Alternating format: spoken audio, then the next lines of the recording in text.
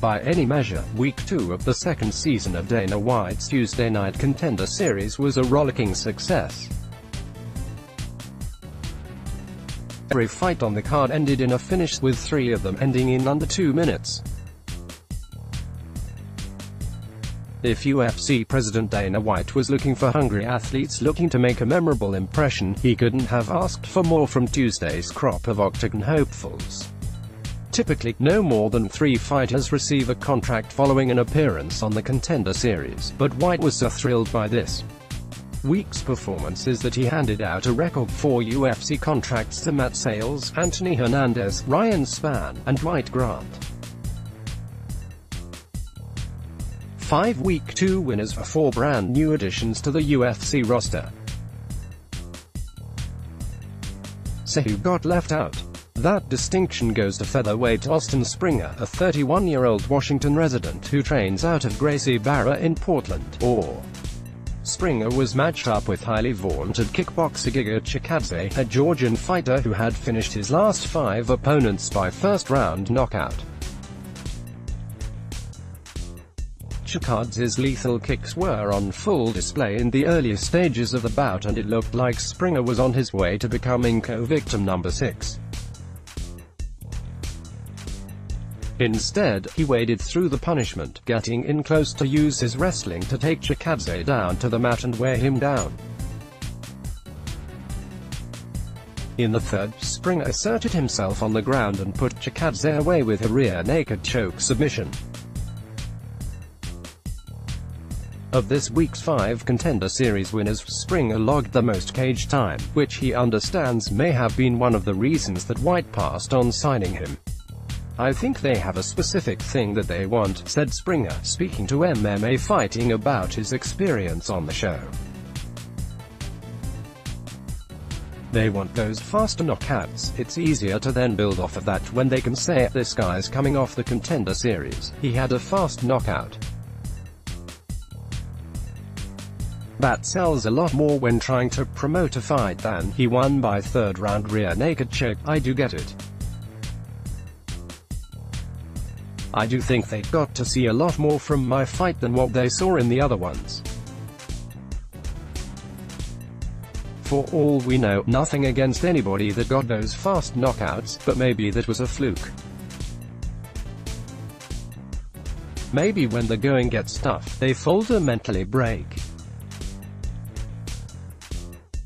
But we didn't get to see any of that, whereas in my fight, you got to see grappling, striking, and a desire to not give up, and you didn't get to see that in any of the other fights."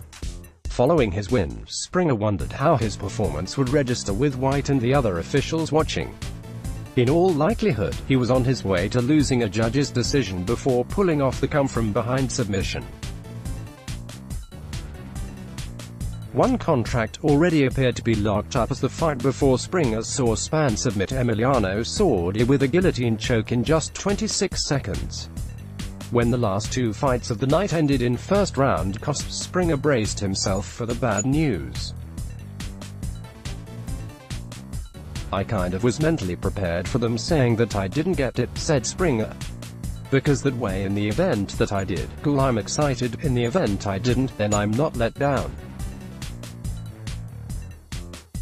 But I'm sitting back there like everyone else, got a quick knockout.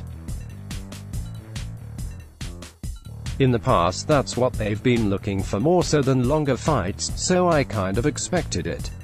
Springer had a few moments in the cage to joke around with White, and he was also able to express his gratitude to UFC matchmaker Sean Shelby for the opportunity.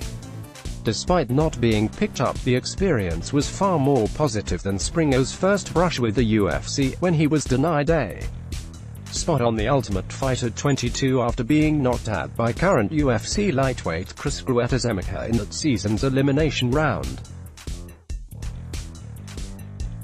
He won just 2 of his next 5 fights, including a split decision loss that Springer is convinced should have gone his way, but never wavered in his belief that talent-wise he could hang with fighters at the UFC level. So when the call came to be on the Contender Series, Springer was more excited than surprised, and there was no trepidation on his part, especially when he got a chance to scrutinize Chikadze's 5-1 record. Springer went on to become the first Contender Series underdog this season to pull off an upset win. "I think they put a lot of weight on his kickboxing record and maybe didn't quite look at his MMA record," said Springer. "He has a good MMA record, but you look at the guys that he beat, it's very unimpressive. I'm not taking anything away from him, he got built up the way he should, but you look at the record of the guys he beat, 0-10, 1-9, 0-2, 1-3, and that's not a huge list of guys that he's knocking out in the first round, so I guess the odds makers maybe didn't do as much research to look into that stuff." Springer can't be sure when or if the UFC will touch base with him, so for now he and his team are already using their exposure from the Contender Series to keep moving forward.